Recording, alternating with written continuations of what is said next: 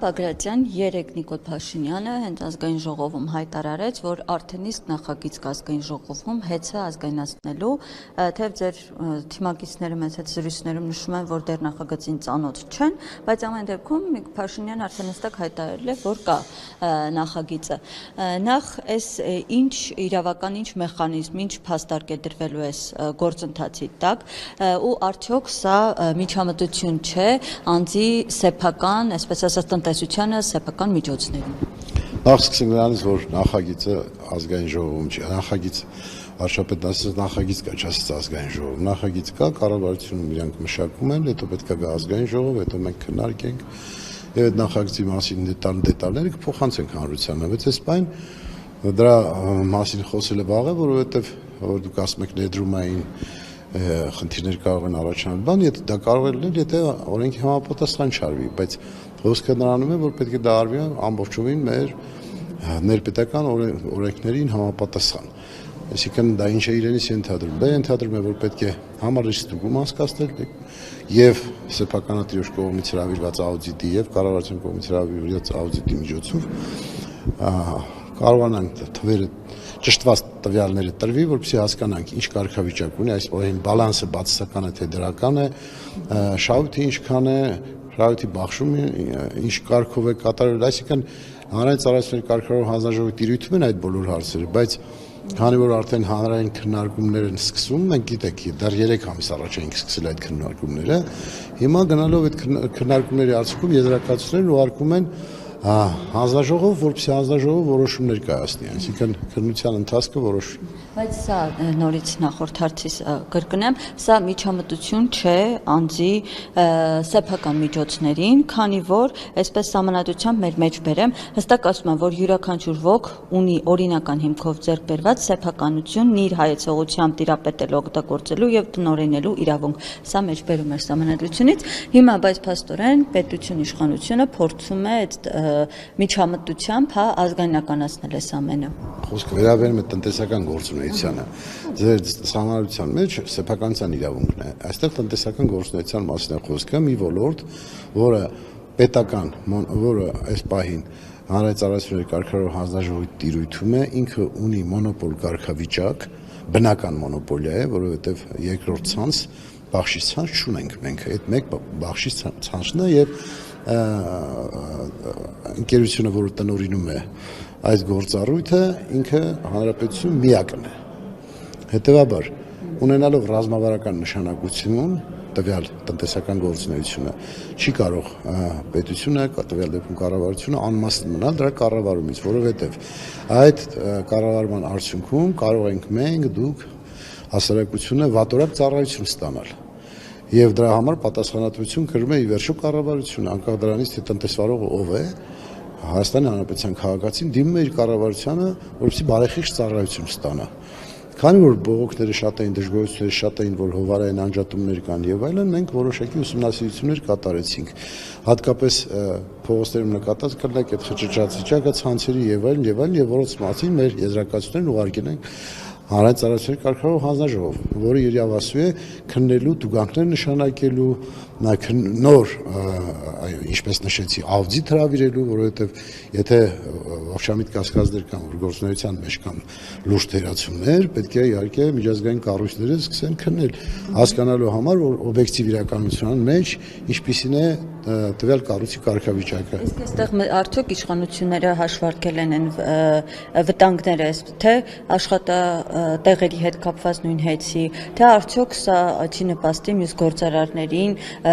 ներդրումների հետ կապված այդ բոլոր եկող վտանգները։ Եթե process-ը, եթե չարվի թափանցիկ, բոլորին տեսանելի եւ որևէ ոչ օրինական գործողություն, բնականաբար ձեր ասած տեղ կունենա եւ դրա համար մենք անելու ենք առավելագույնը, որ եւ հանրություն եւ միջազգային կառույցներ տեսնեն թափանցիկ գործողություն, որի արդյունքում մենք պետք է մտածենք, եթե կառավարությունը գտնում է, որ պետք է ազգայնացնել, կամ նույնն է, որ պետականացնել, ինչ հիմքեր են դրվում դրա տակ, այսինքն եթե տնտեսական գործունեության արդյունքում կառույցը օրինակ վարկային միջոցներ է ներգրավել, այդ վարկային միջոցները նպատակային չի օգտագործել, այսինքն ցանցը չի վերակառուցել, չի դարձել ժամանակակից ցանց, իսկ մենք, քանի որ գտնվում ենք որոշակի ռիսկային գործողությունների տարածաշրջանային գործողությունների բեմում, հարթակում, որովհետև եւ Իրано-իսրայելական այս պատմությունը եւ ուկրաինական դրանք բոլորը մեզ հուշում են, որ մենք պետք է հնարավորինս ռիսկերը գնահատենք եւ այն ոլորտները, որտեղ բնական մոնոպոլիա կա, մենք պետք է խիստ զգուշ լինենք, որպեսզի հանկարծ որոշակի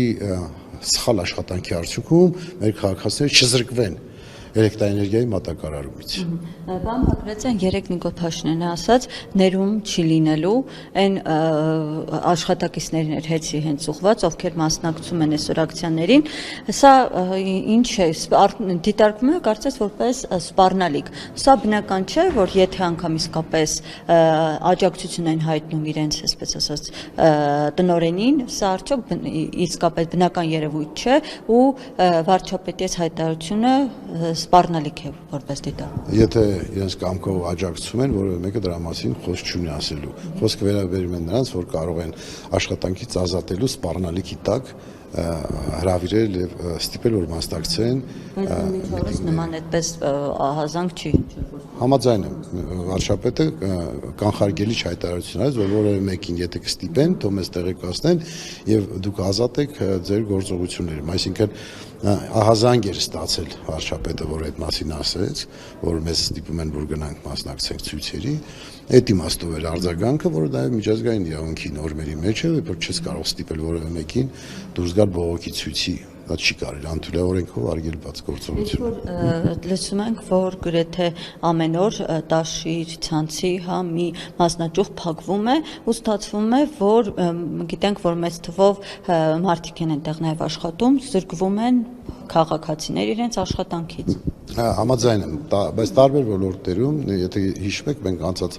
նստաշրջանին խոսում ենք որոշակի լցակայանների փակման մասին, որոշակի հանքերի փակման մասին, որտեղ նույն խնդիրները կար, բայց մենք հնարավորինս փորձում ենք անել այնպես, որ իրապահ բարմինները չխոչընդոտեն աշխատանքներին, այսինքն ստուգումներ իրականացնեն զուգահեռ առանց խոչընդոտելու աշխատանքի։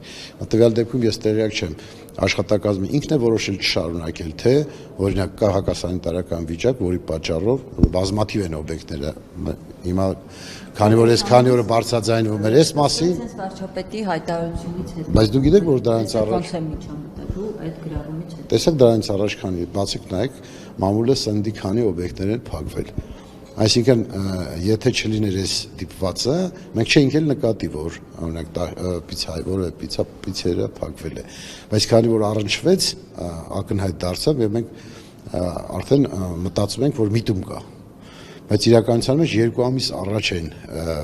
կարծեմ մեկը թե երկուսը պիցերիաները զգուշացվել, փակվել, նրանք փակվում են շատ կարճ ժամանակով, իջե վերացնում են թերությունը։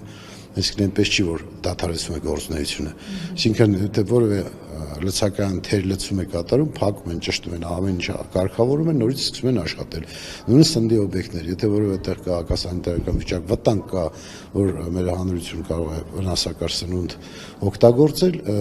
փակում են 1 շաբաթական 1 ամիս, ինչքան որ կտևի, խնդիրը վերացվում է եւ նորից շարունակում են աշխատել։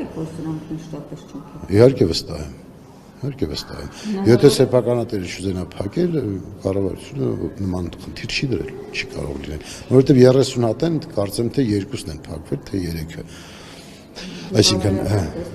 հա, չէ, հիմա նաև այնտեղ ժամկետը տրվում է, նշվում է թերությունները, եթե կարող եք հետաքրքրվեք,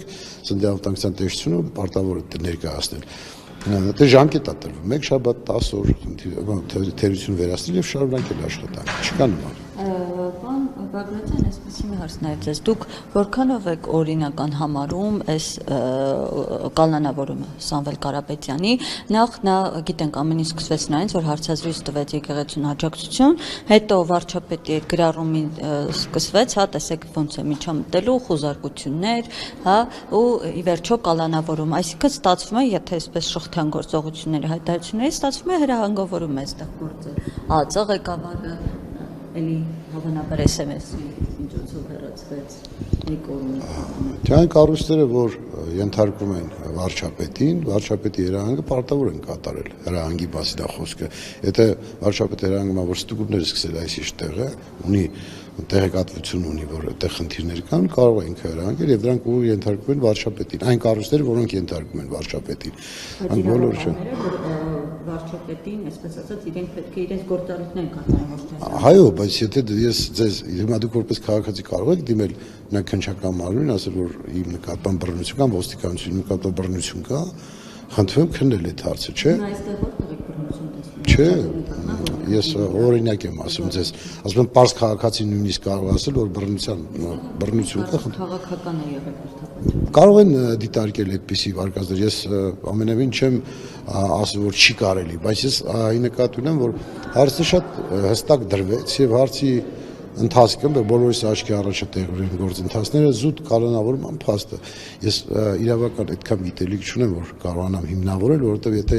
հիշում եք, երեք փաստաբանը նույնիսկ ինքը որպես փաստաբան դժվարանում էր ասել կանոնավորում կլինի թե ոչ։ Հիշում եք, ասած 50-50% հավանականությունը։ Այսինքն դրանք որոշակի իրավական փաստերի հիման վրա պետք է արվի, այսինքն որևէ մի դատավոր չի կարող առանց հիմքի կանոնավորման որոշում կայացնել, չէ՞ որ ինքն էլ պատասխանատվություն ունի, այնպես չի որ դատավորը պատասխանատվություն չունի սխալ որոշում կայացնելու համար։ Հետևաբար կարծում եմ, որ դատարաններին պետք է վստահենք։ Ճիշտ է, մենք բոլորս էլ հաճախ իմ մոտ գիտեք ոնց որ ասած այտենց քանի առնչություն որ եղել է իմ հարազատների հետ կապված, միշտ այտենց չունեմ այն տպավորությունը, որ իդեալական դատարան ունենք, ընդհակառակը կարծիք ունեմ, որ ամեն դեպքում առերևույթ, որովհետև նորից եմ ասում, պետք է այդ գիտելիքները, այդ խորությունը ունենանք, որ մենք կարողանանք դատարանի վճռը քննարկել։ Բայց այն ինչ որ մենք մեր տրամաբանության մեջ լինում, հաճախ չի մեր մտածածը չի լինում։ Հետևաբար ես վստահ լինեմ, որ որևէ